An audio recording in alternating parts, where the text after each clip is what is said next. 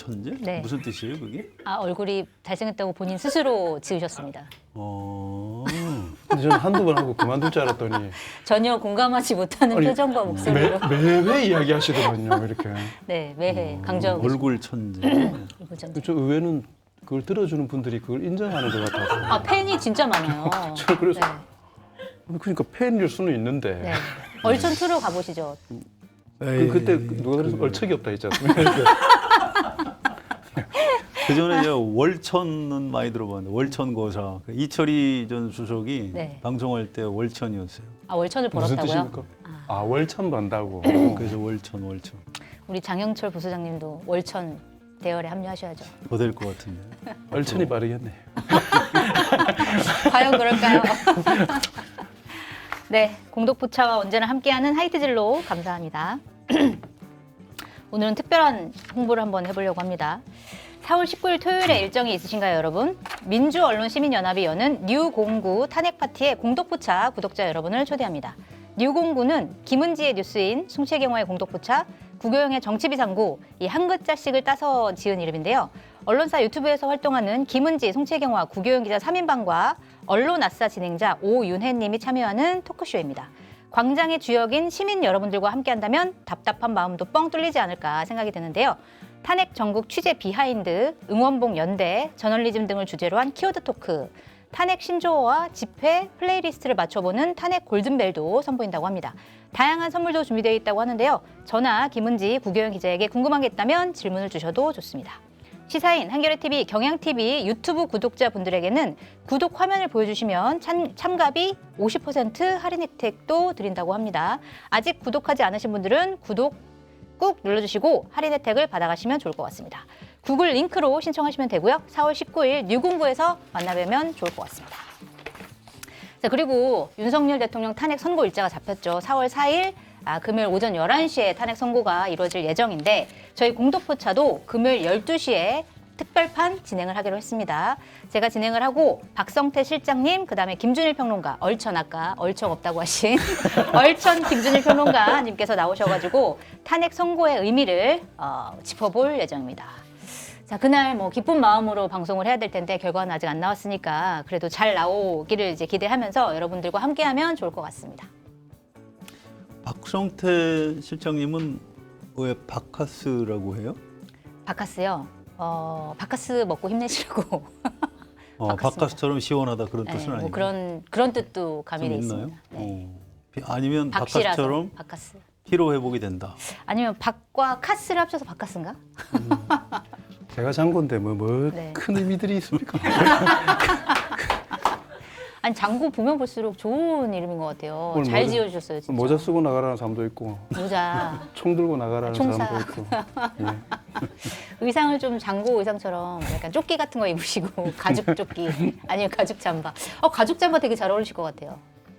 있으시죠, 집에 가죽 잠바? 탄핵돼야 되겠습니다. 그렇죠. 분위기 이런데 탄핵도 안 되면 진짜. 분위기가 별로 안 좋게 느껴지나 봐요. 장고 그 전에 영화 아주 오래된 영화는 우리 성태영화 기자 못 보셨을 네. 수도 있어요. 그 황해의 무법자, 뭐 석양의 무법자 이렇게 우리말로 번역할 때 전혀 다르게 번역을 해요. 장고는 속 황해의 무법자, 그러니까 황해의 그렇게 무법자의 됐습니다. 속편이요? 속편으로 이제 들어봤는데 전혀 달라요. 그런데 거기 나오는 그 장고 뭐 이탈리아 분인데 무지하게 미남이에요. 네. 그분이 제가 장고 이름을 다이하드 지었죠. 2편에서도 악역으로 나오시고 나왔어요? 그랬었거든요. 그분이 그 분노의 추적자에도 조금 잠깐 나왔죠. 작은 역할로 예, 나옵니다. 맞습니다. 역시 그 본인 그 장고에 대해서 굉장히 관심이 많으시고. 본인이 닮아가지고 관심 있으신 거예요? 그 장고일 거라고 생각을 안 하려고 노력했습니다. 예. 아니 근데 이제 연기도 잘하시고요. 그리고 마지막에 그 무덤에서 예. 이 손을 굉장히 많이 다쳤는데 총을 막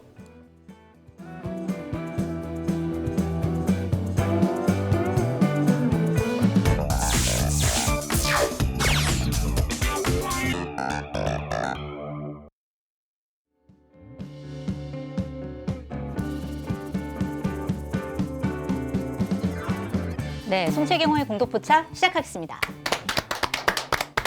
안녕하세요. 저는 한겨레 송채경화 기자고요. 자, 수요일 공덕부처를 책임지고 계신 한겨레 성환용 정치부 선임 기자 나오셨습니다. 네, 안녕하세요. 반갑습니다. 네. 그리고 제아의 숨은 고수, 그러나 아직은 시사 꿈나무, 장고, 장형철 한국사회여론연구소 부소장님 나와 계십니다. 진짜 네, 화이팅입니다. 오늘도 두 분 다. 자, 드디어 윤석열 대통령 탄핵 선고 날짜가 잡혔습니다. 이번 주 금요일이죠. 4일 오전 11시에 선고가 열릴 텐데 이게 윤석열 대통령이 국회에서 탄핵 소추안이 의결된 지 111일 만이에요. 네.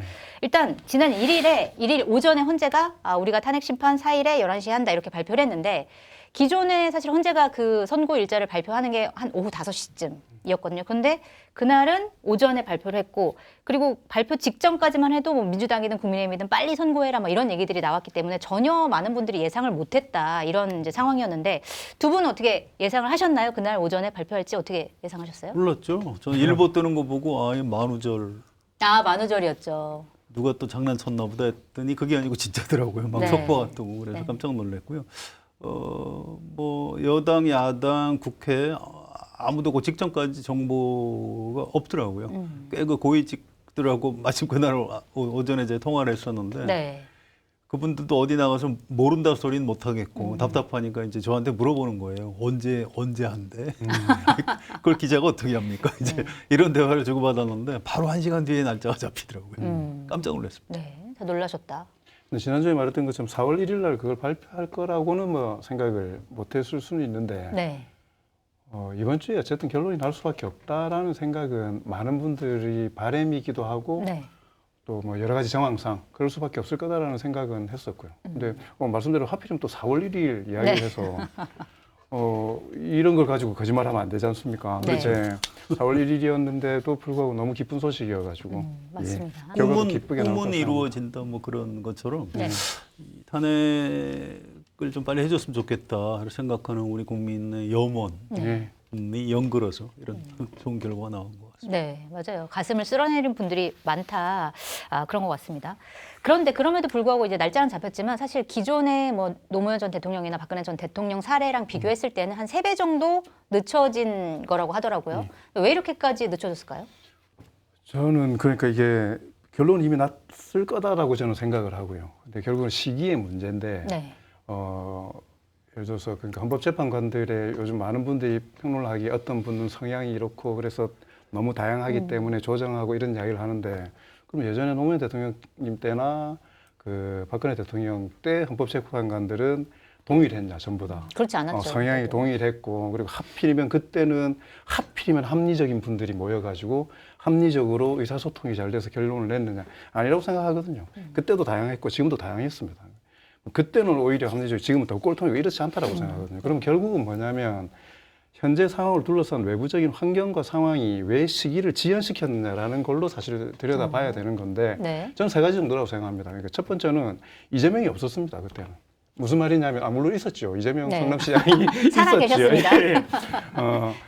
이 정도로 파괴력 있고 유력한 상대 진영의 대선 후보가 없었습니다. 그때는. 그때는 문재인 후보가 있었지만 예를 들어서 잠깐 뭐 사퇴를 하기는 했지만 반기문 총장 뭐 또 이재명 당시 성남시장도 이게 딱 치고 올라오고 있는 상황들이었고 집중할 타겟이 없었던 겁니다. 이 정도의 파괴력 있는 예상 주자가 없기 때문에 탄핵은 곧 대선입니다. 사실 네, 그렇지 않습니까? 그렇죠. 그렇기 때문에 포커스를 맞춰야 될 한 사람이 있는데 이 사람이 하필이면 사법적인 여러 가지 부분들이 얽혀 있는 상황이 되고 네. 헌법재판관들이 법률에 충실해야 된다고 하지만 헌법만큼 정치적인 게 어디 있습니까? 예. 근데 정치적인 게 저는 나쁘지 않다라고 생각하기 때문에 네. 당연히 고려할 수밖에 없었다. 정부적인 판단이 들어갔을 할 수밖에 것이다. 없죠. 왜냐하면 헌법재판관들의 결정이 이 시기의 문제 때문에 오염돼 버릴 수 있기 때문에 그걸 가장 우려했을 거라고 저는 생각합니다. 네. 두 번째는 한덕수가 없었다. 네. 권한대행이 탄핵이 된 경우가 없었기 때문에 제가 이야기했던 것처럼 탄핵이 되면 바로 대선이면 대선을 관리해야 되는 지도체제의 안정성이 가장 중요한데 네. 한덕수 권한대행이 탄핵을 받고 결정이 나야 되는 상황이 됐었지 않습니까? 네, 그러면 그렇죠. 누가 그걸 관리해야 될지 모르는 상황이 돼버리기 때문에 저는 그것도 순서적으로 먼저 한덕수 대행건에 대해서 마무리를 하고 나서 할 수밖에 없었다. 그걸 또 심리하는 시간이 있었다. 그 있었다는 네. 거고요. 세 번째는 사실 노무현 대통령 때 그 반대했었던 여론 네. 그리고 찬성했었던 여론 그다음에 박근혜 대통령 때 찬성했었던 여론과 반대했었던 여론에 비해서 급격하게 이번 탄핵에 있어서는 탄핵을 반대하는 여론이 추격해오는 상황이었습니다. 네, 그렇지 꽤 않습니까? 높은 상황. 왜 그랬을까? 보수 유튜브들의 영향력이 그때는 없었고 지금은 엄청나게 강고하게 생겼기 때문에 네. 사실 처음에 계엄 현장을 봤을 때 사람들이 탄핵이 안 된다고 생각하는 사람이 누가 있습니까? 그럼요. 네. 8대2 이렇게 가다가 이쪽에서 예를 들어서 가짜 뉴스부터 시작해서 논리들을 만들고 프레임을 만들면서 쫓아오기 시작했지 않습니까? 네. 바짝 말라 있을 때 헌재에서 판결을 내려버렸을 때 이 충돌을 감당할 수 있느냐? 아, 여론이 다시 제자리를 찾기까지 기다렸다. 저는 오히려 네. 외람된 표현이지만은 피로도가 필요했었다. 많은 분들이 간절히 되기를 바랬음에도 불구하고 이제는 제발 좀 끝나다라는 게 찬반 모두의 사실은 공통된 맞아요. 생각들이었지 국민의힘에서도 않습니까? 막판에는 빨리 맞습니다. 선고해라 이렇게 얘기했죠. 그러니까 저는 그 시점을 볼 수밖에 없었다라고 생각을 합니다. 그래서 요 한 세 가지 정도. 네. 나름 다 정무적인 판단이네요. 이거 하시다가. 저는 정부적인 판단 이외에 판단할 근거가 없다라고 생각합니다. 알겠습니다. 왜 이렇게 늦춰졌다고 보세요? 네, 저도 비슷하게는 봐요. 그런데 이 법조계 쪽 사람들, 그러니까 정무적 판단을 잘 안 하는 법조인들, 제가 별로 좋아하지는 않습니다만 그분들 분석은 어쨌든 아주 작은 그 사실관계 중에 하나 확인된 게 뭐 좀 고성이 오갔다 정도. 아, 그 어디서 신문에서 기사로 쓴 적이 있습니다. 이제 그건 확인되지 않으면 쓸 수 없는 건데. 그래서 일부 쟁점에 대해서 재판관들 사이에 뭔가 좀 갈등이 있었다는 네. 정도는 맞는 것 같아요. 이제 그거하고 우리 장관님이 얘기하신 대로 이제 좀 더 큰 틀에서 보면 정무적 판단이 필요한 이거하고 좀 맞물린 것 아닌가 이렇게 생각이 들고요. 네. 저는 거기다 하나를 더 추가하고 싶은 게 이 메시지 여야에서 내놓는 메시지도 의미가 있다고 봅니다. 이게 재판관들도 다 신문방송 보고 네. 뭐 이렇게 SNS 보고 이렇게 사람이시거든요. 지금 무인도에서 하고 있는 게 아닙니다. 맞습니다. 네. 그런데 제가 일요일 날 이재명 대표 메시지 나온 걸 보고 약간 좀 깜짝 아, 놀랐어요. 그래요? 어떤 메시지요? 존중하는 메시지였지 않습니까? 예. 이 압축해서 조금만 소개해 드릴게요. 헌법재판관 여러분, 대한민국의 운명을 결정하는 이 중차대한 국면에서 우주의 무게만큼 무거운 짐을 짊어지고 불면의 밤을 보내며 고심의 고심을 거듭하고 계실 것으로 생각된다. 네. 야, 이게 문학 청년 같은 감수성이 있으시네요. 굉장히 놀랐고요. 또 이게 국민들이 지금 헌법재판소를 압박하는 것 같지만 이 가만히 보면 이게 가장 신뢰가 높은 헌법기관이 민주주의 최후의 보루가 되달라 이런 확고한 기대와 열망의 표현 아니겠습니까? 이제 이게 이재명 대표 메시지 내용입니다. 네. 그래서 아니 이재명 대표가 이렇게 그 멋지고 품격 있는 표현을 평소에 쓰셨던가 제가 의아했는데 평소와는 다른 모습? 쓰셨습니다. 네. 아니 전 굉장히 좀 낯선 장면이었는데 예. 아무튼 네. 그 바람에 저는 헌법재판소 재판관들도 분위기가 좀 누그러진 것 아닌가 이런 생각도 좀 그게 또 해봅니다. 영향을 미쳤다. 저는 제가 말씀드렸던 연장선상에서 지난번 방송할 때도 이 탄핵을 계속하는 게 바람직하지 않다, 민주당에게 유리하지 않다라고 했지만 저는 한덕수 대행에 대한 재탄핵 문제가 거론된 것은 네. 저는 헌법재판소에서 판단을 하는데 영향을 미쳤을 거라고 생각합니다. 왜냐하면 그래요? 아까 말씀드렸던 것처럼 네. 또다시 문제가 생기기 시작하거든요. 안정성이 헤쳐질 수 그러니까 있다. 저는 네. 그래서 어차피 저는 뭐 뒤에도 이야기하겠지만 저는 결론은 이미 가지고 있었을 거라고 생각을 하기 때문에 그렇다면 초지일관 사실 저는 헌법재판소가 헌정 질서의 유지라는 큰 범주에서 흔들리지 않기를 바라기도 하고 흔들리지 않는다고 생각을 하거든요. 네. 그래서 그런 그 일환으로 그것도 하나의 아주 미세한 영향들을 미치지 않았겠는가 생각을 합니다. 네. 그 헌법재판소 선고가 지연되는 것에 대해서 두 분 다 굉장히 다른 의견이지만 굉장히 독특한 의견들 잘 들어봤습니다. 자, 그래서 헌재 결과가 이제 나올 텐데 금요일에 이제 여러 가지 예상이 나와요. 뭐 야당은 야당대로, 여당은 여당대로 막 여러 가지 이제 전망을 내놓는데 뭐 8대0, 6대2, 5대3, 4대4 뭐 여러 가지 의견이 나오는데 그 중에 5대3 같은 경우에는 사실 이제 8명 체제, 원래는 9명 체제가 완전체인데 8명 체제에서 5대3이 나올 경우에는 사실 나머지 한 명의 재판관이 어떤 선택을 하느냐에 따라 결과가 바뀔 수 있기 때문에 이거는 우리가 결정하지 말자라는 게 이미 판례로 나와 있어서 요거는 좀 불가능하다 쪽으로 이제 가는 것 같고 8대0, 6대2, 4대4 자, 어떻게 예상하십니까? 그거는 전 8대 0이 당연하다라고 생각을 하지만 네. 그거야 알 수 없죠. 7대 1이든 6대 2든 어쨌든 인용은 된다. 그건 네. 제가 좀 자신 있게 말씀드릴 수 있고요. 5대 3은 이건 아니에요. 지금 송채경화 앵커가 말씀하셨듯이 제가 이제 마침 내일 아침자 칼럼에다가 이 얘기를 조금 비교적 자세히 썼어요. 사람들이 제일 궁금해하실 게 바로 이 문제이기 때문에 이게 조금 설명이 필요합니다. 헌법재판소 법에, 그러니까 헌법 말고요. 네. 헌법재판소법 23조에 심판 정족수 규정이라는 게 있어요. 여기에는 7명 이상의 출석으로 사건을 심리한다 이렇게 돼 있습니다. 그런데 이게 작년 10월 달에 이진숙 방송통신위원장이 탄핵 소추가 됐는데 10월 17일 날 재판관 중에 고참 세 사람이 퇴임하게 돼 있었어요. 네. 이종석, 이영진, 김기영 이렇게 세 사람이 퇴임을 해버리면 6명밖에 안 되죠. 그러면 심리를 할 수가 없죠. 네. 그러면 이진숙 방송통신위원장은 탄핵 소추된 상태로 그냥 쭉 갈 수밖에 없는 겁니다. 그래서 이 가처분을 냈어요. 그러니까 그 헌법재판소법 그 규정의 효력을 조금 중단해달라. 근데 그걸 그 당시에 헌법재판소 재판관들 9명이 전원일치 결정으로 인용을 해줬습니다. 그래서 우리 중에 세 사람이 퇴임하더라도 그냥 심리를 계속한다. 6명 체제로. 그렇습니다. 단 그 조건이 있다는 거예요. 만약에 6명의 의견이 맞서서 이 결정을 못 내리는 경우 이른바 그 속칭 데드락 상태가 걸리면 그러면 그 결정 선고는 최후의 결정은 그 재판관이 임명될 때까지 기다려서 하면 된다. 이렇게 써놨어요. 네. 결정문에다가.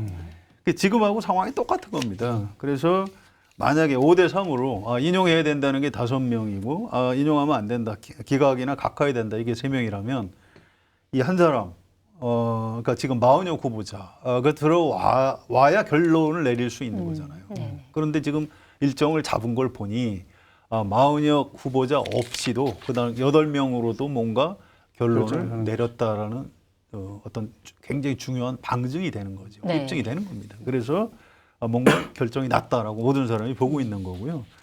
물론 이게 이제 기각적으로 결론이 났다. 예를 들어서 4대 4나 오히려 기각이나 각하 쪽이 더 숫자가 많거나 네. 이렇게 해도 결정 선고를 할 수 있으니까. 그런데 그건 아닌 것 같다는 거예요. 왜냐하면 지금 구성원들의 면면을 보면 그렇습니다. 지난번에 한덕수 권한대행 탄핵 선고 때 정계선 재판관은 인용 의견을 냈고요. 네. 파면해야 된다. 네. 그다음에 문형배, 이미선, 김형두, 정정미 이렇게 네 분은 헌법 위반, 법률 위반은 맞는데 그렇게 중대하다고 보기는 좀 어렵다 해서 기각 의견을 냈고요. 김복형 재판관 아니 이건 아예 헌법 법률 위반 아니다 해서 맞아요. 기각을 했고요.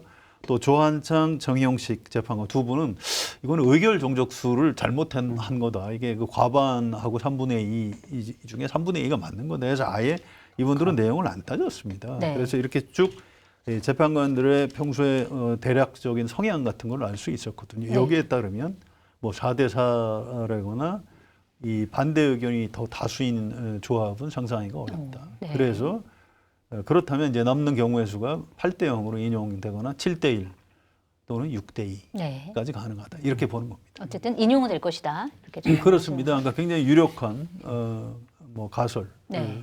될 수 있는 거죠. 어떻게 전망하세요? 저는 사실은 정치의 사법화나 사법의 정치화보다 현실적으로 저한테 가장 두려운 거는 시사 프로그램의 사법화, 패널의 사법화 이런 거거든요. 우리가 너무 상업적인 얘기를 많이 하고 있나요? 전부 너무 전문가들입니다. 지금. 그래서 저는 숫자 약하고 이래서 네. 저는 오히려 이 문제를 볼 때 저는 처음부터 이 결정이 8대 0으로 될 거고 인용이 될 거라고 생각했었던 이유는 헌재 내부를 정확하게 알아볼 수 있는 정보가 없다면은 그 결정에 따른 영향을 받는 주체들의 반응과 메시지를 분석하면 저는 알 수 있다고 생각하거든요. 여기서 네. 제일 큰 건 민주당은 탄핵을 시키려고 하는 쪽이기 그렇죠. 때문에 탄핵을 중심으로 이야기를 합니다. 자, 국민의힘은 탄핵을 막아야 된다라는 쪽으로 입장을 취하는 것 같지만 실제로 내심은 아니다. 12월 3일 계엄 딱 되고 나서부터 국민의힘 쪽에서 나오는 공식적인 메시지들을 대충 자세히 분류를 해보잖아요. 그 방향을 보면은요. 네. 윤석열 변론에 대한 부분에 대한 적극적인 옹호 메시지는 그렇게 많지 않습니다. 아, 그렇군요. 네, 계엄이 잘못됐다라는 걸 어느 정도 깔고 간다. 네, 그렇게 많지 않습니다. 네. 그 어디에 포커스를 맞추냐면 계엄이 나오고 탄핵을 이끌어낸 건 이재명 대표 민주당의 탓이라는 쪽으로 사실은 공격적인 메시지들이 사실은 들어가요. 그래서 탄핵을 반대하는 세력들을 조직화해내는 메시지가 아니라 반 이재명 세력을 조직화해내는 메시지를 오히려 더 많이 냅니다. 이건 뭐냐면 네. 탄핵을 막는 게 중요한 게 아니라 12월 3일 계엄 현장을 딱 보고 나서 국민의힘은 저는 시선이 다음 대선으로 바로 갔었다고 생각합니다. 네. 그렇기 때문에 일단 모든 메시지들은 그걸 위해서 나가는 거예요. 그래서 윤석열 대통령과의 관계 때문에 오해를 받을 수 있는 거는 전부 권성동 대표 누구든 간에 앞에 개인적인 자격으로 갔다라는 단서를 붙였습니다. 지금까지. 그걸 보면 예전에 박근혜 대통령 때는 그렇지 않았어요. 진심으로 할 때는 울고 뭐 이렇게 하지 않습니까? 근데 이 대단히 정치적이다. 그래서 윤석열 대통령은 계엄 그 장면으로 국민의힘 내부에서는 수단으로 이미 전락해버렸구나. 필요에 따라서 쓰고 안 쓰고가 결정되는 상황이고 이미 국민의힘도 탄핵 자체는 기정사실화하고 대선을 준비하는 스탠스를 취하고 있다라고 저는 봤었기 때문에 네. 물론 그렇다 하더라도 현재가 전혀 다른 판단을 할 수는 있겠죠. 근데 지금 현재의 하늘의 기운은 그걸 인용에 있다. 저는 8대 0이라고 확신합니다. 국민의힘조차. 예, 뭐 근데 그 국민의힘 쪽의 그 고위층에다가 이제 확인을 좀 해봤더니 본인들도 처음에는 8대 0으로 인용이 되는 걸로 생각을 했는데 이제 두 가지 얘기를 하더라고요. 하나는 한덕수 권한대행 때 재판관들별로 성향이 쭉 갈리는 걸 보니까 이거 우리한테도 좀 기회가 생기는 것 아니야? 이게 하나 있었고요. 또 하나는 사실 정보의 양이 본인들이 정부 여당이긴 하지만 자기들보다는 지금 헌법재판소 구성원 성향도 그렇고 민주당 쪽이 좀 더 정보가 많은 걸로 알고 있더라고요. 네, 그런데 민주당 쪽이 보니까 어느 순간부터 막 당황을 하더라. 흔들리고 메시지가 막 오락가락하고 막 그 한덕수 뭐 최장목 다 탄핵해야 된다고 그러고 초선 의원들이 뭐 국무위원 전원 탄핵해야 된다고 그러고 이걸 보니까 뭔가 저쪽에 안 좋은 일은 우리한테 좋은 일. 그러니까 뭔가 우리한테도 좀 기각 가능성 같은 게 생긴 건 아니에요. 민주당이 너무 불안해하니까. 네, 그렇게 설명하더라고요. 네. 판을 그렇게 읽는 방법도 있구나. 좀 그런 생각을 했는데 어쨌든 그 처음보다는 좀 국민의힘 쪽에서 분위기가 약간 괜찮았던 것까지는 맞습니다. 네. 그런데 이 일정이 딱 잡힌 순간은 또 국면이 다시 한번 바뀐 것 같아요. 네. 그쪽에서도 이제 그 기자들한테 공식적으로 브리핑하고 뭐 이런 거 하고 달리 불안감 같은 게 굉장히 이제 엿보이고요. 좀 이렇게 좀 당혹해하고 이런 게 감지가 되는 걸로 봐서 그쪽에서도 이건 인용이 되는 것 같다라고 알고 있는 걸로 네. 추정이.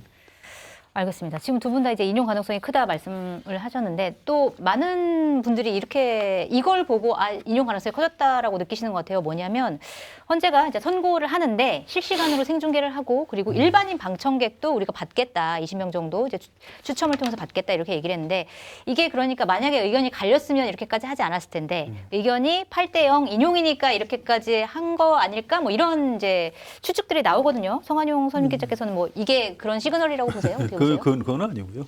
전혀 아니다. 예, 이 중요한 걸 국민 알 권리 차원에서 당연히 대국민 공개를 하는 게 맞죠. 지금 그래봐야 뭐 20자리밖에 안 됩니다. 그래서 지금 오늘 몇 명 정도 됐나 모르겠네요. 어제 밤까지 뭐 9만 몇천 뭐 이렇게 넘어갔었는데 이게 내일 오후 5시까지 마감해서 추첨하는 걸로 알고 있는데 거의 뭐 로또 당첨 확률인 것 같아요. 그러게요. 그래서 뭐 이건 당연히 국민 알 권리 차원에서 헌법재판소에서 결정을 한 거지. 이걸 가지고 이건 인용이기 때문에 이렇게 자신감이 있으니까 생중계 허용하고 방청석 드리는 거다. 이렇게 보는 거는 약간 무리한 논리인 것 같습니다. 알겠습니다. 그리고 또 다른 뭐 전망 중에 하나가 장군님께 한번 여쭤볼게요. 이게 그러니까 결정문을 뭐부터 읽느냐에 따라서 기가 파면이냐 아니냐가 또 드러난다 이거예요. 그러니까 만약에 의견이 일치가 되면 결론부터 꺼내는 게 아니라 예를 들어서 이유부터 설명을 쭉 하다가 마지막에 파면합니다. 뭐 이렇게 결론을 내린다는 거고 결과부터 주문부터 이제 딱 쭉 읽기 시작하면 이거는 뭔가 의견이 다르기 때문에 이제 주문부터 읽는구나 이렇게 된다는 건데 이런 논리로 좀 가능할 수 있을까요? 어떻게 보세요?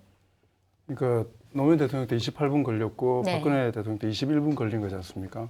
이 이야기 사실 기사도 많이 나오고 사람들이 그 부분에 대해서 이야기도 많이 해요. 그게 핵심은 뭐냐면 그러니까 결론적으로 보면 네. 21분 결과를 먼저 알 수 있는지를 알고 싶다는 거지 않습니까? 저는 맞아요. 그것 때문에 이렇게까지 그 주문 그 순서 그리고 그게 네. 법적으로 정해져 있는 것도 아니고요. 네. 그렇지 않습니까? 그게 관례상인 거지 또 특별히 선거의 내용이 많거나 이렇게 되면 바뀔 수도 있는 거고 뭐 우연히 뭐 그날 그냥 순서에 따라서 달라질 수도 있는 것에 네. 지나치게 의미 부여하는 것. 네. 저는 몇 번 말씀드렸지만 이 탄핵 국면이 가장 이 대한민국의 불행한 이유가 이렇게 비생산적이고 소모적이고 지나고 나면 아무것도 아닌 것 때문에 네. 그걸 파헤치고 자료를 분석해내고 갑론을박하고 하는 게 물론 질문하실 수는 있는데 예. 알겠습니다. 예. 조금이라도 불안한 마음을 예. 조금 20분이라도 좀 20분이라도, 약간 앞서서 이제 알고자 하는 8대 마음이다. 0입니다. 8대 0입니다. 알겠습니다. 11시 20분이나 30분이면 알 수 있겠네요. 네, 근데 알겠습니다. 그 시간이 중요한 게요. 네. 딱 바로, 주문, 예. 주문 피청구인 윤석열을 파면한다. 예. 그 시계를 보고 기록을 맞습니다. 한다고 그래요. 예. 딱 그 시간부로 대통령 파면이 되는 거고요. 네. 그게 이제 여러 가지 의미가 있습니다. 군통수권이 이제 그 자리에서 이제 다른 사람한테 넘어가는 거고요. 이제 이런 여러 가지 그 시간에 굉장히 좀 중요한 의미가 있습니다. 네. 2, 11시 몇 분에 30분을 2, 30분 정도 저희가 좀 참고 기다리는 차분하게 기다리는 뭐 걸로. 그거는 하겠는데 네. 어쨌든 시간은 중요하다. 맞습니다. 예. 알겠습니다. 자, 그리고 이제 오늘 기사 나온 거 보니까 편결이 이미 다 이루어졌다, 결론이 나왔다 이런 기사들이 주로 나오더라고요. 그런데 이것도 이제 관례를 살펴보면 박근혜 전 대통령 이제 탄핵 때는 사실 그날 아침에 선고하는 당일 아침에 편결을 했다 이렇게 이제 얘기가 나왔거든요. 그런데 이번에는 이제 어제 4월 1일자 오전에 편결을 마쳤다 뭐 이런 보도가 나오는 걸 보니까 사흘 전에 어쨌든 편결이 끝난 거잖아요. 그렇게 보면. 그러니까 다른 관례보다 다른 때보다 편결을 조금 더 일찍 한 이유가 있다면 뭐 어떤 이유라고 보세요? 저는 확정되었다는 느낌을 주면 네. 그때부터 뒤에 나오는 여러 가지 주장들이나 이런 건 해석의 영역이 되는 거지 않습니까? 어떻게 됐을까? 네. 근데 확정되지 않았다라는 불확실성을 주면 이건 압박과 압력의 영역이 되는 거지 않습니까? 그 결정이 나올 때까지 네. 우리가 무언가 에너지를 작동시킬 경우에 거기에 영향을 미칠 수 있다는 가능성을 주면 그렇지 않아도 지금 갈등과 분열이 되게 심한 상황인데 지금 저는 앞에서 간절하게 밤샘을 하시면서 뭐 그게 찬성이든 반대든 간에 동료를 둘 수는 없지만 그분들은 결정난 상황에 대해서 사실은 기원하는 마음으로 있으신 거지 않습니까? 예, 그건 이미 어느 정도 확정이 됐을 거다라는 전제하에서 이루어졌기 때문에 그런 거지. 반복해서 말씀드리지만 그날 당일 아침에도 바뀔 수 있다라는 여지를 더 많이 줌과 동시에 갈등은 더 폭발적으로 갈 거기 때문에 갈등을 줄이기 위한 하나의 저는 방법. 그래서 4월 1일 그러니까 통상적으로 할 때도 한 3일 좀 빨리 됐다라는 네. 빨리 기일을 알려줬다라는 것도 네. 보통의 반응이지 않습니까? 네. 그렇게 했던 이유 최대한 어쨌든 간에 지금 상황에서는 위험 부담을 줄이는 방식으로 가야 되겠다라는 걸로 저는 그냥 받아들였습니다. 네. 굉장히 이제 좋은 말씀이신데요. 뭐 2017년에도 당일 아침에 편결을 하긴 했는데 그거는 절차적인, 형식적인. 네, 절차적인. 형식적인. 그 전에 이미 사실상 평의에서 대충 결론들을 다 알고 있었다고 해요. 네. 그날 당일날 아침에 이제 최종적으로 이제 확인하고 사인하는. 뭐 서명하고 이런 정도 들찬 거죠. 그래서 이번에도 4일날 아침에 할 겁니다, 편결을. 네. 근데 내용상 편결은 이미 이루어졌다고 봐야 되는 거예요. 그러니까 날짜를 잡은 거고요. 그다음에 최종적으로 자 지난번에 말씀하신 대로 자 이렇게 갑니다. 이게 다 이제 동의받는 절차. 아침에 한 30분 정도 할 거예요. 그러니까 근데 거기서 누가 만약에 다시 저 다른 의견입니다 이렇게 하면 어떻게 되나요? 대한민국 헌법재판소 재판관들. 그래서 지금 어떻게 보고 그런 말씀을 하십니까? 죄송합니다. 제가 너무 경거망동했군요. 네, 아닙니다. 대통령이 윤석열이다 보니까 모두를 의심하게 됩니다. 그럴 지금. 리가 없습니다. 비상식적인 일이 너무 도처에서 예. 벌어지고 있으니까. 그 부분은 좀 믿어주셔도 될 것 같습니다. 알겠습니다. 성환영 선배께 또 여쭤보고 싶은 게 있는데 사실은 이제 결정문에 여러 가지를 담을 거잖아요. 뭐 법적인 판단, 이게 위헌이냐 위법이냐, 그래서 이제 파면에 이를 것이냐 여러 가지가 담기지만 혹시 이제 지금 이제 여러 가지로 정치 사회적으로 굉장히 혼란스러운 상황이니까 이거를 수습하기 위한 메시지 이런 게 담길 것이냐 또 약간 주목되는 부분인 것 같아요. 이 메시지가 담길 거라고 보시는지 만약에 담긴다면 어떤 메시지여야 된다고 보시는지. 예, 뭐 이건 뭐 제가 제 의견을 말씀드리는 것보다 2017년에 그 당시 이정미 재판관, 그러니까 헌법재판소장 권한대행을 했던 그분이 사흘 앞두고 이 파면 선고를 하고 사흘 뒤에 퇴임하셨거든요. 이분이 굉장히 그 정성 들여서 썼습니다. 그런데 그 좀 조금만 인용을 해드릴게요. 대한민국 국민 모두 아시다시피 헌법은 대통령을 포함한 모든 국가기관의 존립 근거이고 국민은 그런 헌법을 만들어내는 힘의 원천입니다. 이 주권재민 얘기하신 거죠. 재판부는 이 점을 깊이 인식하면서 역사의 법정 앞에 서게 된 당사자의 심정으로 이 선고에 임하려고 합니다. 멋있죠? 네. 저희 재판부는 국민으로부터 부여받은 권한에 따라 이루어지는 오늘의 선고가 더 이상의 국론 분열과 혼란이 종식되기를 바랍니다. 이렇게 하셨어요. 네. 이게 아마 문영배 권한대행님이 고민 좀 하실 거예요. 이정미 전임 권한대행보다 내가 좀 더 멋지게 써야 될 텐데 이거 이상 멋지게 쓰기 쉽지 않고요. 네.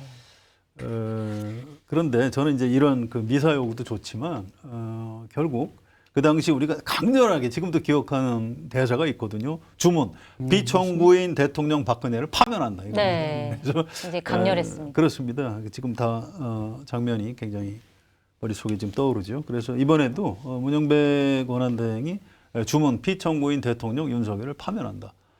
이 메시지 자체가 이 이후에 모든 대한민국을 차분하게 안정시킬 수 있는 가장 강력한 메시지가 될 것이다. 네. 그렇습니다. 네. 맞습니다. 자, 그리고 메시지는 줄이는 게 제일 힘듭니다. 아, 그렇죠. 하고 길게 싶은- 쓰긴 하고 싶은 말 쉽지만. 잘하는 것보다 네. 안 해도 될 말을 안 하는 게 그게 가장 어렵거든요. 네. 그래서 지금은 보시면 쉼표 하나만 가지고도 뒤에 또 이 맞아요. 분란이 생길 겁니다. 맞아요, 맞아요. 단어 하나 왜 이걸 왜 국론 분열이라고 이게 표현하지 이런 거 가지고 해석이 들어가면서 불복의 여지들을 찾을 거기 때문에 가장 메마르게 결론만을 딱 내리는 게 가장 필요하다고 생각합니다. 지금. 네. 맞습니다. 장군님께 또 질문을 드리겠는데 이게 윤석열 대통령이 사실은 그동안 헌법재판소 변론기일에 다 참석을 했잖아요. 자, 그런데 선고 때는 과연 모습을 드러낼 것이냐 이것도 좀 궁금하고 그다음에 뭐 선고 때 참석하냐 마냐 여부와 상관없이 선고 결과가 어떻게 나오냐에 상관없이 메시지를 낼까요? 어떻게 보세요? 저는 메시지 낸다고 생각합니다. 근데 네. 참석은 안 할 참석은 안 안 할 것이다. 것 같습니다. 그건 네. 사람이라면 그렇게 하면 안 되죠. 예. 그리고 네. 그 무엇보다 네. 이게 뭐 사람이다 그거는 제가 좀 뭐 제 감정을 실은 거지만 현장 상황을 정리를 위해서 절대 참석하면 안 됩니다. 아 오히려 더 위험해지고 이건 혼란스러워진다. 안전의 문제, 이 윤석열 대통령 개인의 안전의 문제가 아니라 네. 거기 현장에 물론 안전을 최대한 경찰력을 다 동원하겠지만 가장 극한점인데 그분들을 자극해서 폭발시켰을 때 발생할 수 있는 걸 어떻게 감당하겠습니까? 참석하시면 안 된다라고 저는 생각을 하고요. 네. 뭐 참석할지 안 할지는 모르겠지만 하면 안 된다라고 생각하는 거고 그리고 저는 메시지는 낼 건데 저번에 이야기했던 건 승복하냐 안 하냐의 종류를 가지고 이야기할 사람은 아니지 않습니까? 이거. 네. 물론 기각이 되면 뭐 당연히 뭐 받아들이는 거겠죠. 34페이지 정도 입장문을 발표할 겁니다. 이렇게. 근데 34페이지. 인용될 경우에는 되게 뭐 도전적인 무언가 향후의 대응 행동에 대한 예고 정도를 하지 않을까 하는 생각은 네. 듭니다. 네. 근데 좀 위험하지 않아요? 그렇게 예측하시기가 하도 예측 불가인 분이라. 아니 네. 전 지난번에 그 서울구치소에서 석방될 때 나와서 이럴 줄 몰랐거든요. 네. 굉장히 그 비현실적인 장면이었는데 이번에도 혹시 야 이거 기각되면 내가 저 태극기 부대 무등 타고 그냥 확 나오면서 어퍼컷 한번 날린다 이렇게 착각을 하고 혹시 참석하지 않을까요?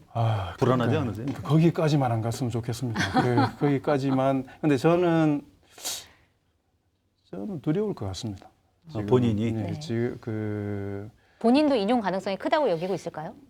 저는 크다고 여길 거고 오히려 다음 스텝을 어떻게 할 건가에 대한 그걸 위해서 유리한 방법을 선택하려고 할 거거든요. 그리고 국민의힘의 이게 버림을 당할 가능성까지도 염두에 둘 수밖에 없기 때문에 자극하는 방식으로 마무리 점을 찍지는 않았으면 좋겠습니다. 그렇게 네. 좀 정상적으로 사고를 해줬으면 참 감사합니다. 네, 알겠습니다. 자, 이번에는 이제 선고 결과를 조금 더 분석적으로 살펴보도록 할 텐데 아직 결과가 나오진 않았지만 쟁점이 5가지가 있습니다. 첫 번째는 비상계엄 선포의 절차적인 요건을 갖췄는지 아닌지, 두 번째는 그 정치 활동을 금지한 포고령 위법인지 아닌지, 세 번째 국회를 봉쇄하고 이제 군경을 동원해가지고 의결을 방해한 여러 가지 정황이 있는데 이게 실제로 그런 행위를 한 건지 아닌 건지, 그다음에 네 번째는 선거관리위원회 군인 보낸 거 이것도 잘못된 건지 아닌지, 다섯 번째 정치인이나 법조인을 체포하라는 지시를 내렸는데 이게 지시를 내린 게 맞는지, 그리고 이게 위법한지 아닌지, 이런 이제 이 5가지 쟁점이 있는데 이 5가지 쟁점 중에 단 하나만이라도 중대하다라고 판단이 되면 사실은 이제 파면이 되는 거잖아요.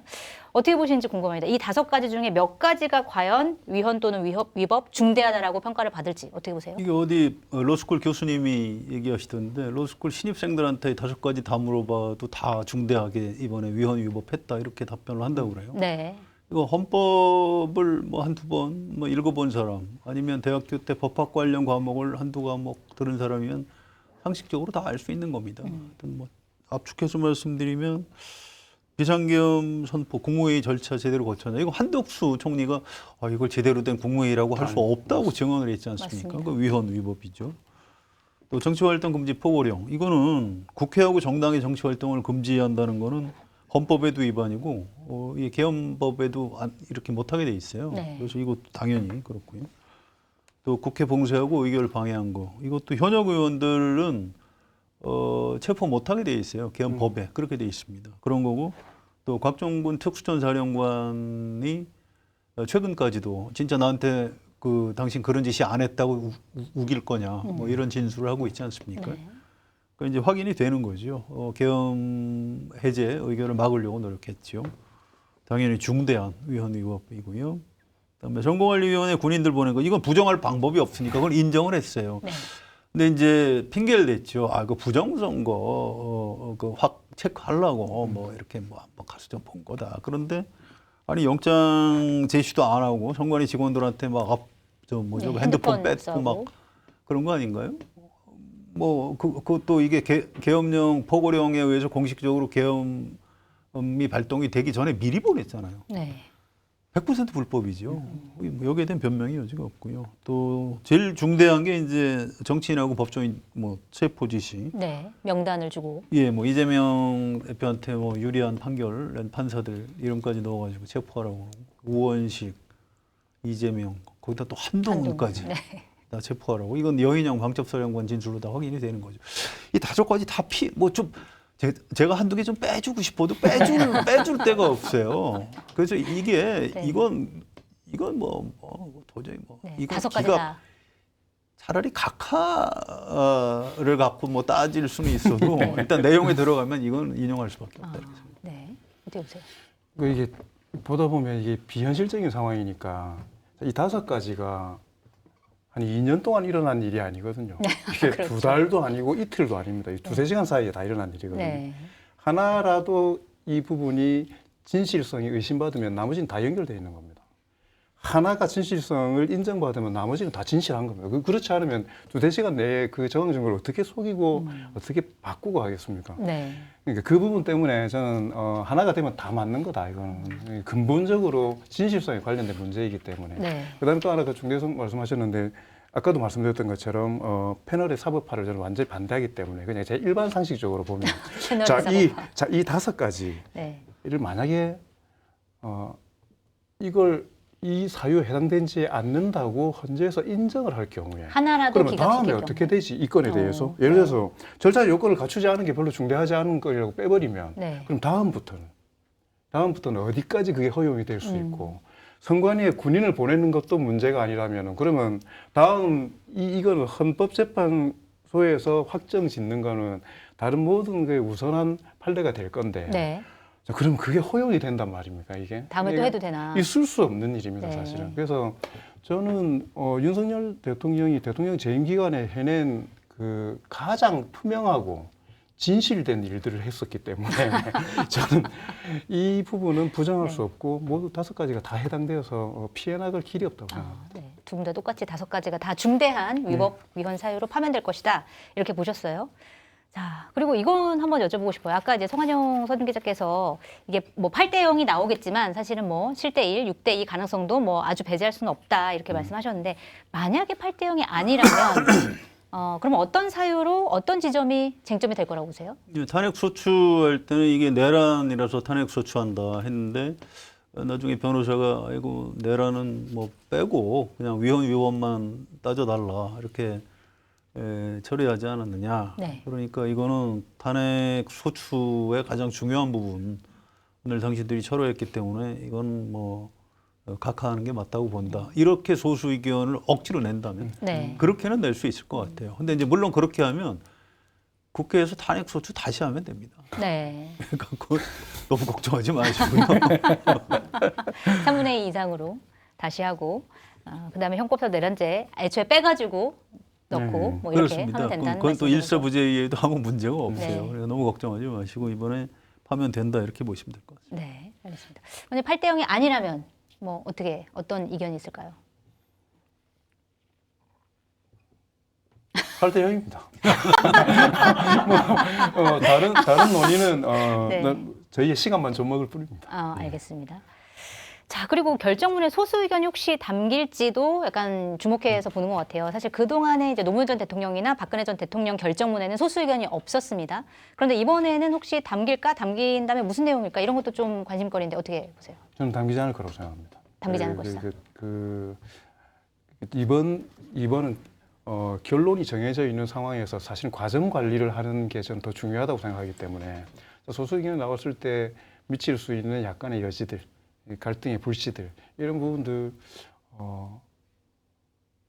굳이 그 불씨들을 살릴 결정을 하겠냐 저기에서 그래서 그냥 뭐 8대 0으로 간략하게 네. 아까도 말씀드린 것처럼 메마르게 결론을 내는 것으로 끝날 거라고 생각합니다. 만장일치로 소수 의견 없이 네. 어떻게 보세요? 이제 노무현 대통령 때는 소수 의견을 못 쓰게 돼 있었어요. 법적으로요? 네, 그렇습니다. 그래서 그때는 그래서 못 쓴 거고요.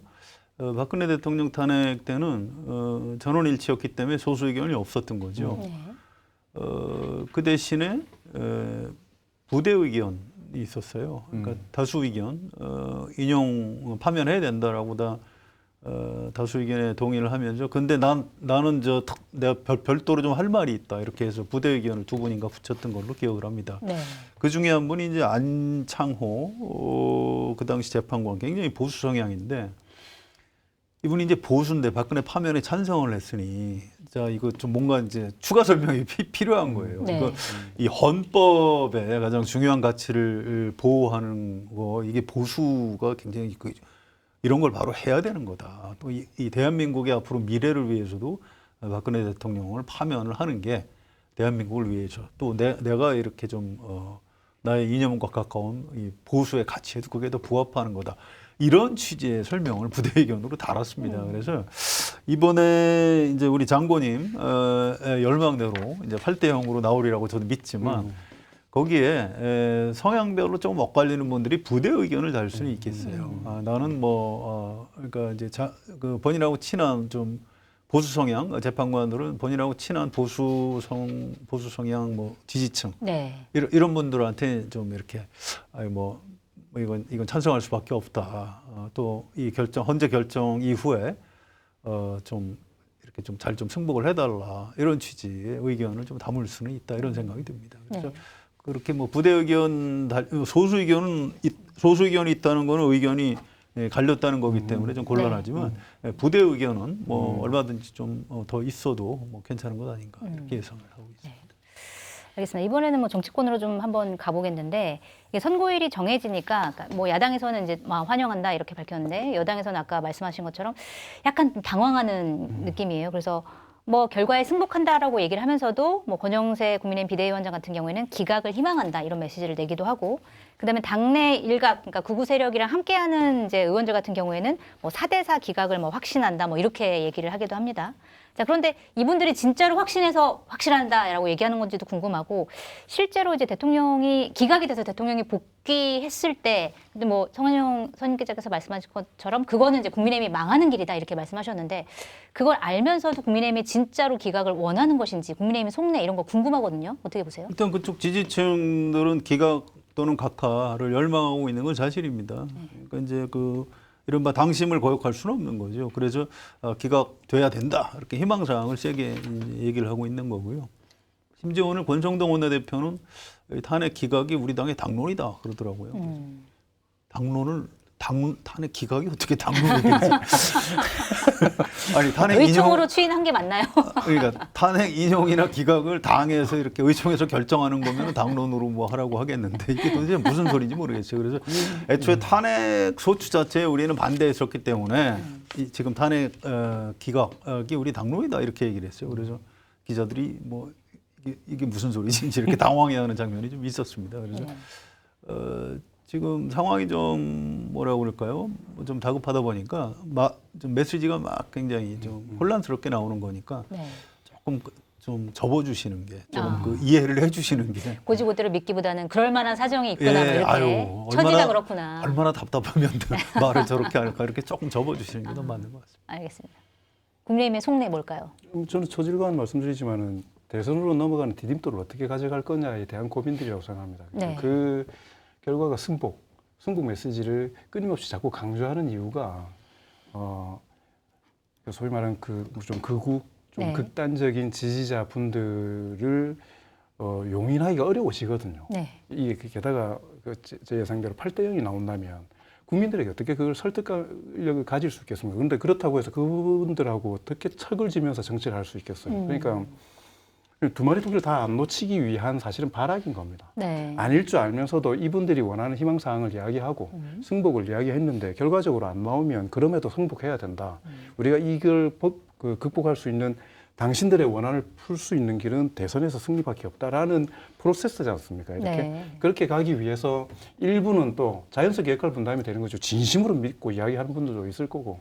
근데 당 지도부들이나 거기는 이미 모든 전략적인 목표들은 대선의 승리로 다 가 있는 상황이기 때문에 저는 당원들도 그렇다고 생각합니다. 제가 지난번에 한번 빠뜨렸는데 제가 알고 있는 KSY 아주 뛰어난 KSY라는 기관에서 CBS하고 3월 28일, 29일 양일간 조사를 한 결과를 보면 네. 국민의힘 대권 주자 중에 자기 대권 주자 선호도 이게 연례 조사라서 1차, 2차, 3차 이렇게 일주일 간격으로 했었는데 네. 김문수 장관이 16.7, 15.4, 12.9. 점점 줄어드네요. 한동훈 전 국민의힘 대표가 5.7, 6.5, 8.8. 점점 늘어나고. 예, 그다음에 범보수 후보 선호도 했었는데 김문수 후보가 18.6, 16.8, 14.4. 네. 그다음에 한동훈 대표죠. 전 대표가 7.2, 8.6, 10.4. 그리고 여기에는 보수 후보니까 숫자를 좀 더 넣었습니다. 그러니까 유승민 후보 들어가니까 11.9까지 나옵니다. 네. 그러니까 이거는 지금은 각 개인이 엄청난 정보를 가지고 전략적인 판단을 하는 유권자들로 형성되어 있기 때문에 저는 그 지지자들이 전략적으로 점점 쉽다 하고 있다. 이제 옮겨가고 있다. 네. 그렇게 해서 저는 당연히 대선 준비 쪽으로 갈 수밖에 없을 거라고 생각합니다. 네. 거기 조사에 오세훈 시장은 안 들어가 있었죠. 오세훈 시장은 이 두 분보다 낮아서 제가 따로 언급을 했습니다. 그렇군요. 예, 네. 조사 결과 그러면 말씀 중에 확인을 해보고 네. 그냥 말씀드리겠습니다. 자세한 내용은 중앙선거 여론조사 심의위원회 홈페이지를 참조하시면 되고요. 예. 사실 또 장관님께 여쭤보고 싶은 게 있어요. 이거는 뭐 KSY 조사는 아니지만 예. 리서치뷰 조사를 제가 좀 소개를 해드릴게요. 네. 지난달 29일에서 31일 1,000명을 조사한 내용인데 헌법재판소가 윤석열 대통령 탄핵안에 대해 어떤 결정을 내리더라도 수용하겠냐라고 질문을 던졌더니 수용하지 않겠다가 51%, 수용하겠다 42%, 그러니까 9%포인트 차이인데 결국 이제 많은 사람들이 수용하지 않겠다 쪽으로 이제 응답이 더 많은 거예요. 네. 이런 경우에 이건 어떻게 해석해야 되고 그러면 현재 선거 결과가 나왔을 때 이게 사회적인 혼란이 어느 정도 될 것이냐 이것도 좀 궁금하거든요. 그 기사를 보고 열심히 그러니까 거기에 아직 정보가 안 올라왔더라고요. 오늘 네네. 오전까지 보니까. 근데 기사에 나와 있는 걸로만 보면 네. 자, 그 중에 더불어민주당 지지층에서는 수용하겠다가 46%고 불수용이 47%가 나옵니다. 네, 비슷비슷하네요. 네, 그리고 국민의힘 지지층에서는 수용이 37%고 불수용이 57%입니다. 네. 저는 이건 의견의 문제거든요. 기대하는 게 나오냐 안 나오냐에 대한 것들로 가는데 저는 오히려 이 수치를 보고 생각했던 게 뭐냐면 자, 예를 들어서 민주당 지지층이 불수용하겠다라는 거는 탄핵이 안 된다는 걸 전제로 불수용하겠다는 이야기를 하는 거죠. 네, 그렇죠. 그게 47%입니다. 네. 근데 수용하겠다는 46%에서는 그렇게 나오더라도 수용하겠다는 사람도 일부 포함되어 있을 겁니다. 그렇죠. 네. 국민의힘 지지층은 불수용이 57%입니다. 네. 불수용은 예를 들어서 더 많아요? 기각이 됐는데 그리고 탄핵이 안 됐는데 그걸 불수용하겠다고 국민의힘에서 답할 필요는 없는 거잖아요. 그렇죠. 요는 뭐냐면 네. 국민의힘 지지층도 인용될 가능성이 크다라는 그걸 전제로 해서 답변을 했던 거라고 저는 이걸 보고 분석을 했습니다. 그렇게 당연히 분석하시는군요. 아직 결론이 안 나왔기 때문에 수용과 불수용은 현재 감정 정서적인 상태가 반영된 거니까 그렇게 높게 나타날 수 있지만 그럼에도 불구하고 이런 미세한 전망에 대한 차이들이 있다. 이미 국민의힘 쪽에서도 지지층들은 네. 이게 탄핵이 될 거다라는 쪽으로 좀 더 많은 마음들이 가 있기 때문에 그게 실제로 결정이 됐을 때는 태세가 전환될 거라고 생각을 합니다. 그렇게 보시는군요. 실제 결과가 나오면 달라질 겁니다. 예. 네. 여론조사 응답하는 분들이 되게 내가 이렇게 답변하는 게 우리 진영에 전략적으로 유리한 거예요, 불리한 거냐 이렇게 계산을 하고 답변을 하거든요. 참고로 아까 네. 예, 오세훈 시장. 오세훈 시장은 전체 대구 주자에서는 5.5, 6.9, 6.0 굉장히 낮네요. 그렇고 보수 그 진영 쪽에서는 5.6, 5.5, 6.8 조금 뭐 이번 조사에서는 약간 올라오기는 했는데 네. 아까 말씀드렸던 별로 것처럼 의미가 없네요. 생각보다 한동훈 전 대표보다 좀 대표가 조금 낮게 치고 올라오고 되네요. 있습니다. 그러네요. 예.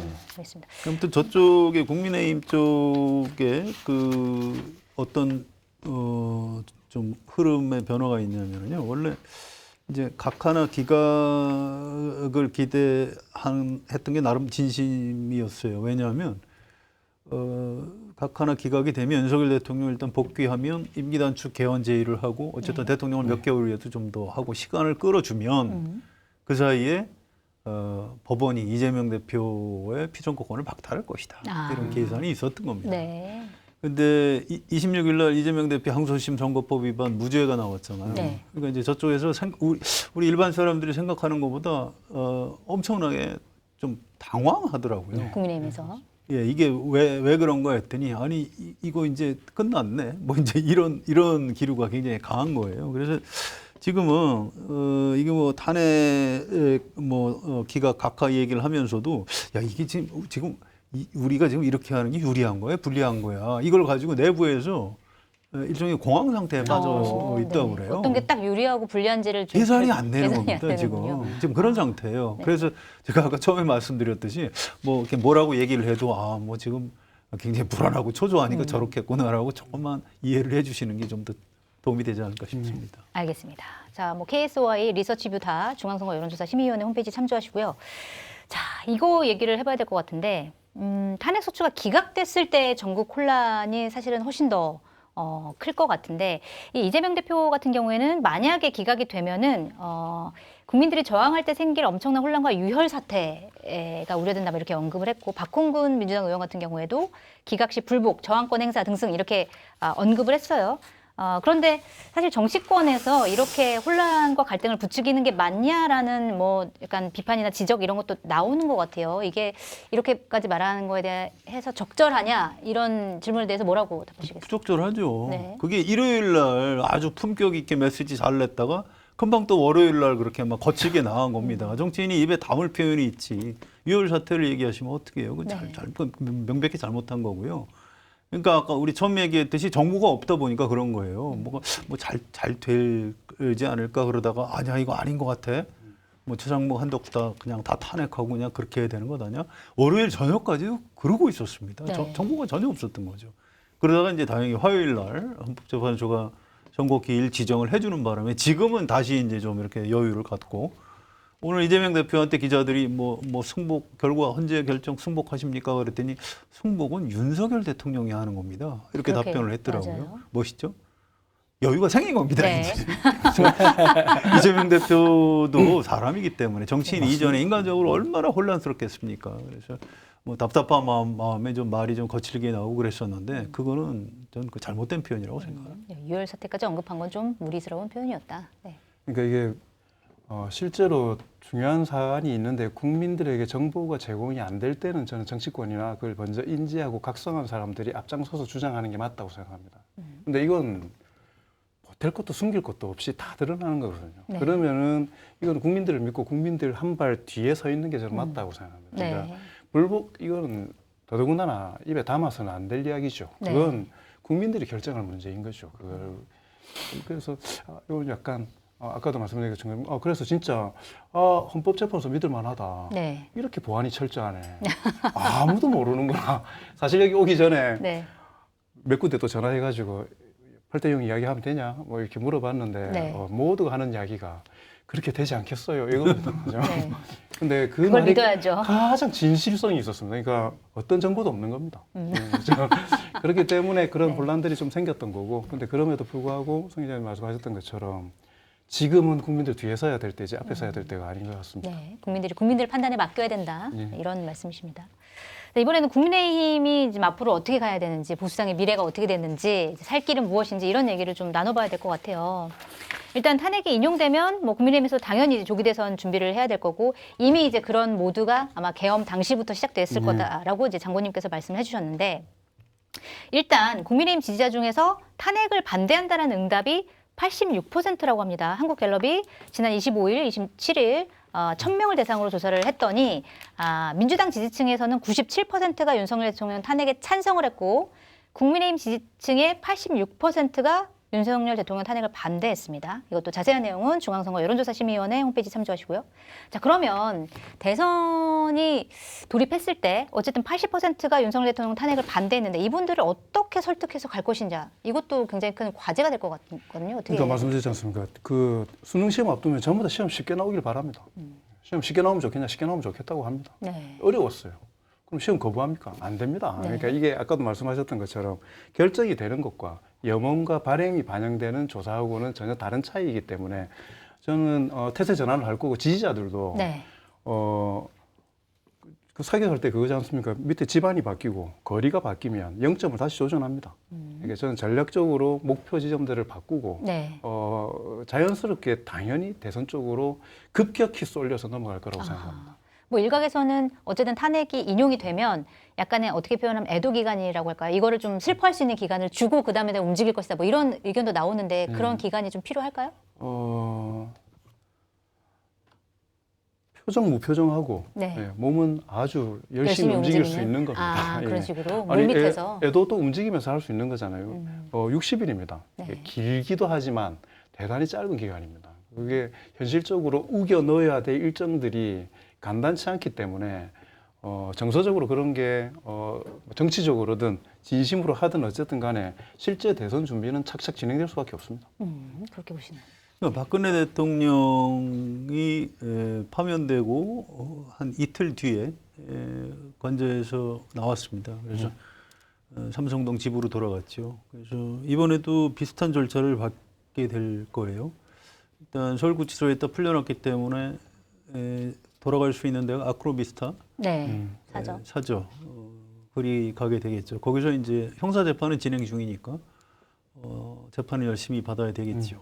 근데 정치적으로는 대통령직에서 파면되는 순간 정치적 사망이라고 보시면 됩니다. 뭐 사람 자연인의 목숨이 끊어지는 거하고 비교하고 싶지는 않은데 네. 좀 약간 결례이긴 합니다만 어쨌든 우리가 장례 절차 같은 게 좀 필요하지요. 그래서 정치적 사망이 있어도 며칠 정도는 이제 우리 성채경화 기자가 표현하셨듯이 애도 기간 같은 게 좀 필요할 겁니다. 그래서 그쪽에서 좀 화난 분들 좀 이렇게 뭐 좀 시위도 좀 예상이 되고요.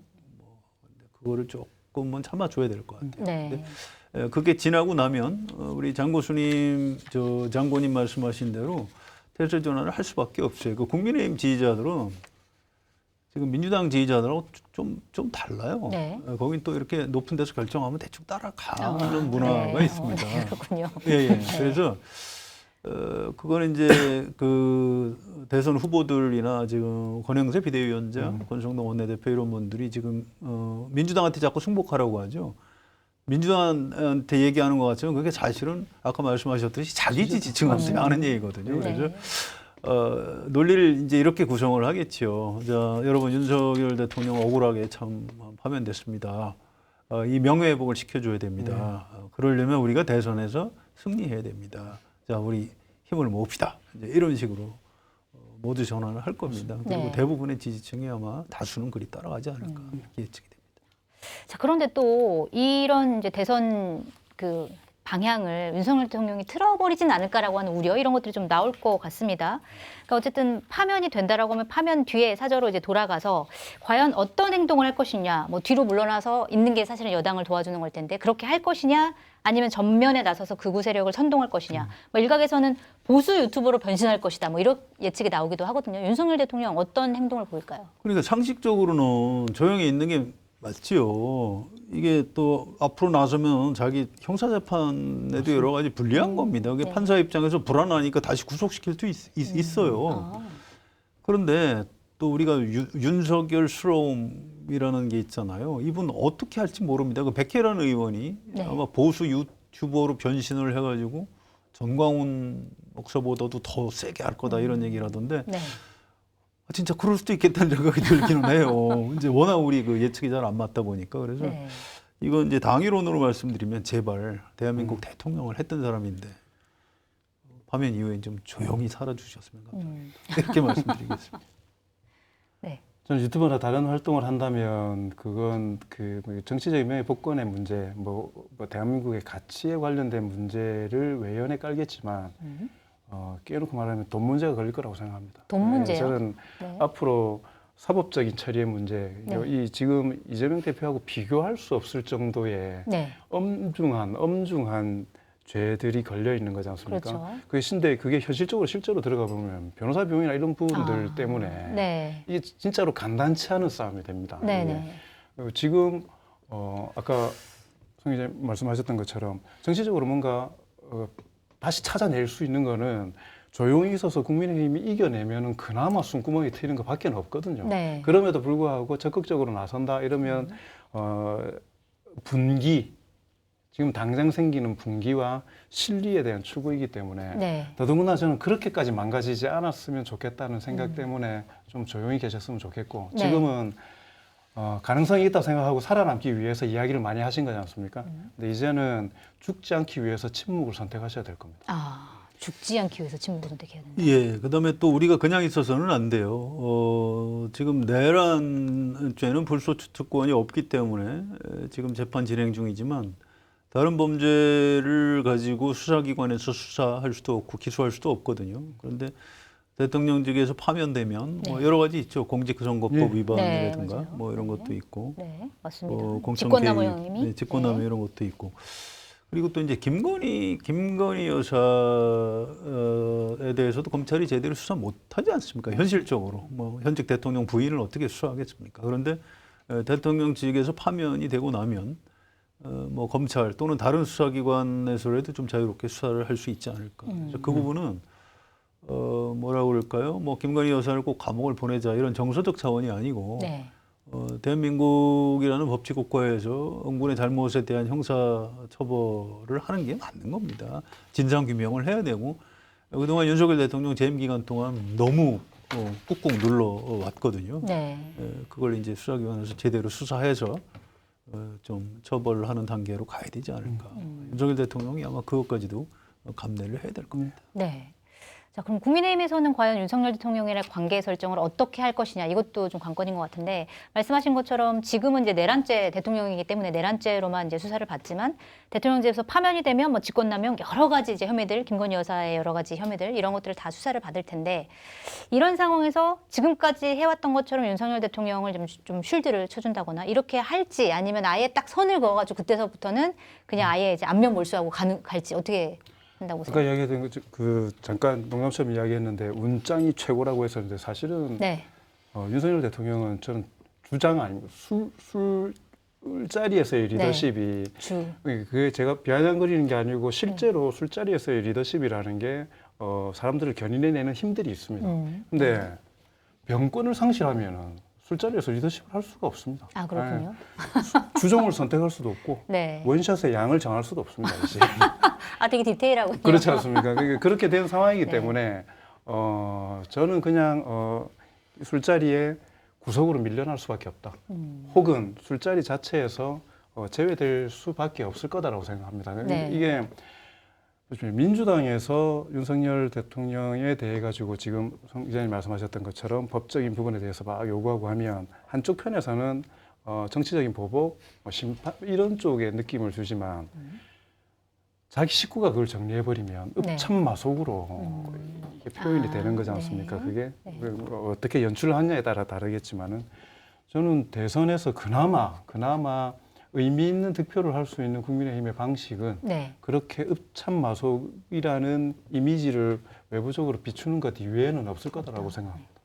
끊어낼 수밖에 없을 것이다. 저는 아까 말씀드렸던 것처럼 한동훈 대표의 지지율이 변동사항이 있다는 게 그게 암시하는 부분들이 있거든요. 네. 갈라질 것 같다는 생각이 들어요. 이른바 네. 좀 합리적 보수하고 극우 쪽하고 어쨌든 극우 쪽이 지금은 굉장히 크죠. 그런데 아마 줄어들 겁니다. 네. 이게 전 이제 박근혜 전 대통령하고 자꾸 비교를 하게 되는데 박근혜 대통령은 독특한 이미지가 있어요. 박정희 딸, 뭐 어릴 때 엄마 아버지 다 총 맞아 돌아가시고 뭐 이런 뭐 비련의 공주, 뭐 또 이제 여성 뭐 이런. 그런데 이제 윤석열 대통령 지지층들의 특징은 윤석열이 뭐 위대하다, 애틋하다 그게 아니고 네. 이재명 민주당이 악마들을 확실히 때려잡을 수 있는 사람이라서 우리가 픽업을 해서 세웠다. 그러니까 일종의 도구군요. 도구죠. 네. 일종의 반민주당, 반이재명을 위한 도구입니다. 그런데 곡괭이질을 하다가 곡괭이 모가지가 부러지면 그 도구를 어떻게 해야 돼요? 버리고 다른 도구를. 뭐 더 이상 가져야 되나요? 쓸모가 없는데 대통령직에서 네. 파면된 윤석열이 무슨 힘이 있어요? 그래서 저는 박근혜 대통령하고 또 다르게 좀 약간 앞으로 좀 비참한 여생을 보내지 않을까 이렇게 예측을.